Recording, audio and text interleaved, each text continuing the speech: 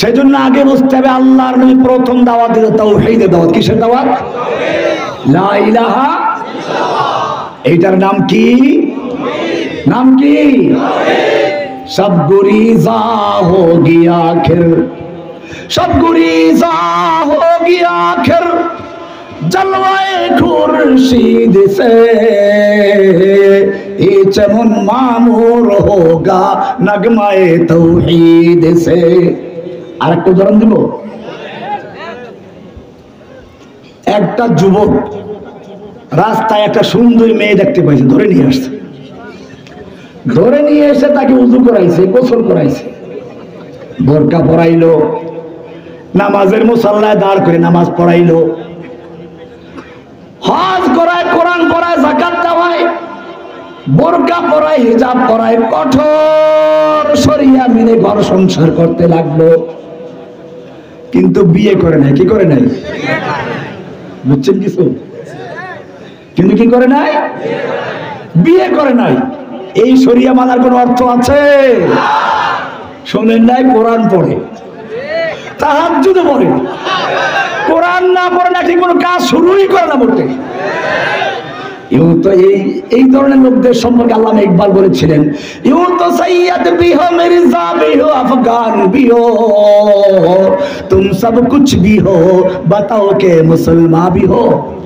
তুমি তাহাজ্জুদ পড়ো ঠিক আছে, তুমি কোরআন পড়ো ঠিক আছে, মাঝে মধ্যে মক্কা গিয়ে পট্টি লাগাও, কালো বোরকা লাগাও, তাও ঠিক আছে, কিন্তু আমি তোমার কাছে জিজ্ঞেস করতে চাই তুমি মুসলমান কিনা? বিয়ে করা ছাড়া ঘর সংসার করলে কোনো লাভ আছে কিছু? এই বিয়েটা হচ্ছে লা ইলাহা ইল্লাল্লাহ।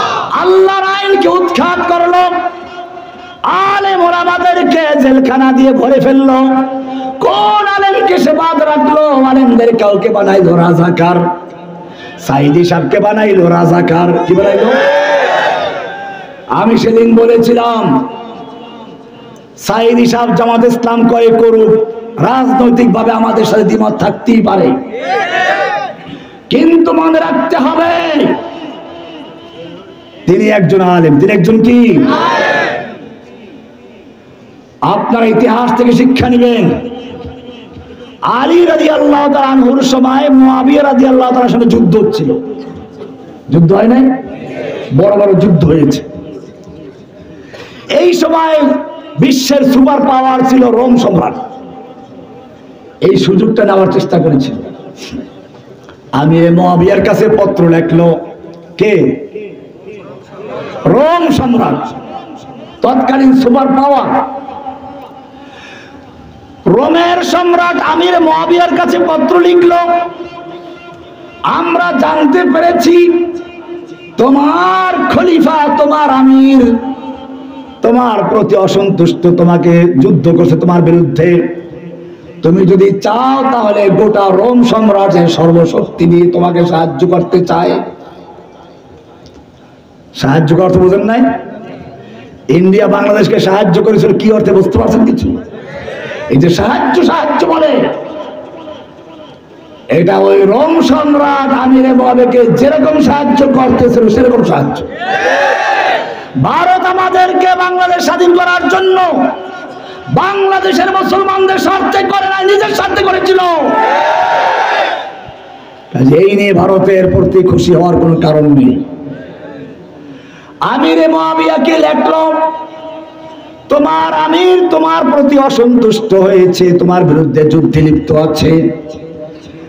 রোম সম্রাট তার সব সামরিক শক্তি দিয়ে তোমার পাশে দাঁড়াবার জন্য প্রস্তুত রয়েছে, একটু খালি পারমিশন দাও। আমিরে মুয়াবিয়া বুঝতে পারলেন আমিরে মুয়াবিয়া তো শেখ মুজিব না, জাতির পিতা। মুসলমানদের জাতির পিতা কে? মিল্লাতা আবিকুম ইব্রাহিম হুয়া সাম্মাকুমুল মুসলিমিন। জোরে বলুন সুবহানাল্লাহ। তোমাদের জাতির পিতা কোন শেখ মুজিব নাই, কোন কেউ নাই, তোমাদের জাতির পিতা কে? ও মুসলমান জাতি এমন চক্রান্ত করেছে, বাপের নাম পর্যন্ত ভুলাইয়া দেওয়ার চক্রান্ত করেছে, ঠিক কিনা? কনে এমন মার দিব বাপের নাম ভুলে যাবি। আমাদের হাসিনা শেষে সাই করেছিল, বাপের নাম ভুলবার চেষ্টা করেছিল, বাসের নাম ভুলতে পারছে? নিজের বাপের নাম ভুলে গেছেন, ঠিক কিনা?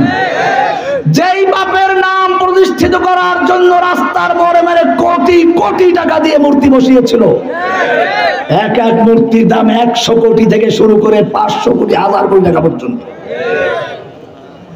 এই মূর্তিগুলো বসাবার জন্য কত বাজেট খরচ করলো, শেষ পর্যন্ত জাতি কি করলো? ট্রেনে নয়, ক্রেন নিয়ে এসে গলায় রশি লাগিয়ে তারপরে রাস্তায় টেনে গুরু করে দিয়েছে।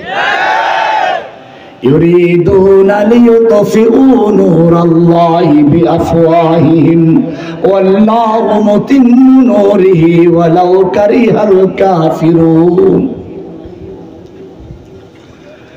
আল্লাহ রাব্বুল আলামিন দেখলেন তুই আমার আলেমদের কণ্ঠ বন্ধ করতে চেয়েছিস, তুই শেষ সময় একটা বক্তব্য রেকর্ড করার জন্য অনুরোধ করেছিলি, আমি তোর বক্তব্য রেকর্ড করার সুযোগ দেই নাই। তুই আমার আলেমদেরকে জেলখানায় খাবারে কষ্ট দিয়েছিস। আমি যখন প্রথম দিকে জেলে গেলাম সেই 13 সালে, তখন তরকারিতে পোকা বাসতো, লম্বা লম্বা পোকা, ওগুলোই খেতে হতো। আটার রুটির সাথে আটা বেশি না বালু বেশি তা ঠিক করা যেত না, অবশ্য পরে এখন কিছুটা ভালো হয়ে গেছে। তুই আমার আলেমদের মুখের খাবার কেড়ে নিয়েছিস, তুই তোর রান্না করা খাবার ফেলে রেখে চলে গেছিস। প্রতিশোধ নিয়েছে কে? আব হামারা এক হি কাম। মাশাআল্লাহ, শুনছে তাহলে? আমি জেল থেকে বেরিয়ে বলছিলাম কথাটা। আব হামারা এক হি কাম, ইন্তেকাম ইন্তেকাম। যে সমস্ত পুলিশ নেচে নেচে এদেশের ছাত্র যুবকদের মুখে গুলি চালিয়েছে, রংপুরের বীর সন্তান আবু সাহেদের সম্প্রসারিত সেই হাতের দিকে তাকায় নাই, বুকের দিকে গুলি মেরেছে, এই পুলিশদের কোনো ক্ষমা নাই।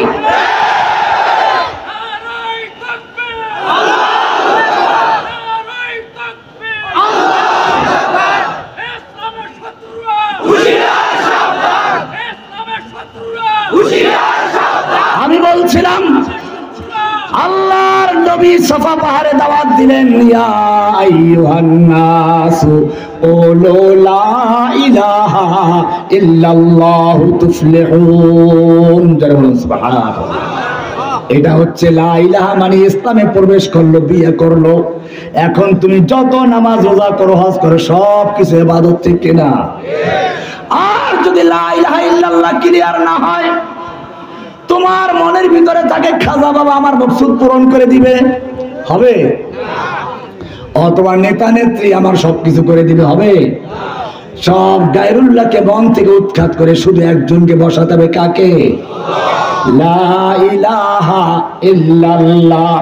এই খাজা বাবা গায়রুল্লাহ, এই গাজা বাবা গায়রুল্লাহ, ল্যাংটা বাবা গায়রুল্লাহ, তুমি আমিও গায়রুল্লাহ, দরগা দুর্গা গায়রুল্লাহ, পীর মুর্শিদ গায়রুল্লাহ, নবী রাসূল গায়রুল্লাহ, বাকি থাকলো এক আল্লাহ। লা ইলাহা ইল্লাল্লাহ, বলো লা।